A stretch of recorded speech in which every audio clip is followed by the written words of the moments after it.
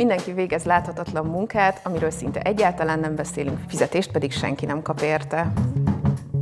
A nők átlagosan 2,5-szer annyi láthatatlan munkát végeznek, mint a férfiak, miközben ők is teljes állásban dolgoznak. Ide tartozik a háztartási munka, a gondoskodás, a gyereknevelés, illetve az önkéntesség is. Április első kedje a láthatatlan munka világnapja, ami felhívja a figyelmet a társadalmi egyenlőtlenségekre a munkavilágában. A Központi Statisztikai Hivatal szerint a láthatatlan munka a társadalom egyik legfontosabb, ám legkevésbé megbecsült erőforrása. Láthatatlan munka nélkül összeomlana a nevelés, túlterhelté válna az ellátórendszer, és a munkahelyi légkör is sokkal rosszabb lenne a nők gondoskodása nélkül. Sokan a teljes munkaidős állásuk mellett viszik el a gyerekeket az iskolába, az orvoshoz, gondozzák az idős szülőket és hozzátartozókat, illetve rájuk hárul a háztartási feladatok, a mosás, a főzés és a takarítás nagy része is. Míg a nőktől elvárás, hogy ezeket megcsinálják, addig a férfiak részéről segítség, ha kiveszik a részüket az otthoni feladatokból. A társadalom teljesen máshogy ítéli meg a nemeket az otthoni teendők elvégzése és leosztása szerint.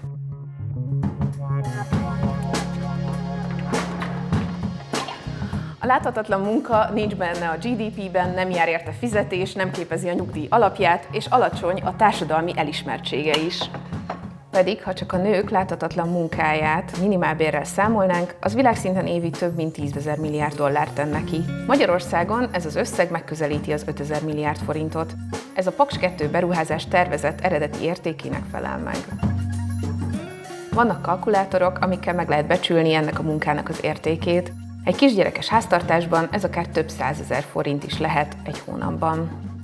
A láthatatlan munka nem ér véget otthon. A nők gyakran az irodában is elvégzik a láthatatlan feladatokat, ők szervezik az eseményeket, ők figyelnek a rendrakásra, és ők végzik az érzelmi munkát is fizetség nélkül. Ez a rengeteg extra feladat időhiányba sodorja az egyébként is leterhelt nőket, ami nem csak a kapcsolataikra van hatással, hanem a mentális egészségükre és a teljesítményükre is.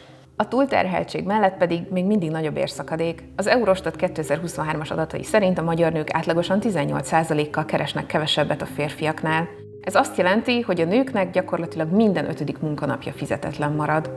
A láthatatlan munka része még az önkéntes munka is, amit szintén nagyobb arányban végeznek nők. Ezért ugyancsak nem kapnak fizetést, de a társadalmi megbecsültsége magasabb, mint a házi munkának vagy a munkahelyi láthatatlan munkának.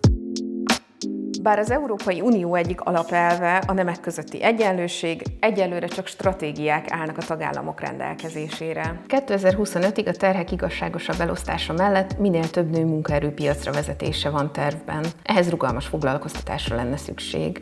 A jogszabályi környezet is változott, törvény szabályozza, hogy a vezető pozíciók 1/3-át nőknek kell megkapnia, és kötelező az apasági szabadság is.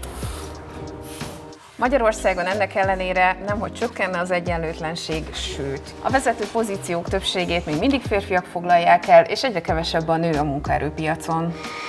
A gyerekvállalási hajlandóságot ösztönző kedvezményekre akár gondolhatunk úgy is, mint a láthatatlan munka elismerésére, de a bérszakadék valódi oka az, hogy a nők rosszabbul fizető állásokban helyezkednek el, mint a férfiak. Ők dolgoznak a nevelésben, a gondozásban és a szociális szektorban, míg a férfiak inkább a jobban fizető mérnöki és informatikai területeket választják. Ha tetszett ez a videó, iratkozzatok fel a csatornánkra, és lépjetek be a 444 körbe, ha támogatni szeretnétek a látható munkánkat. Jó takarítást!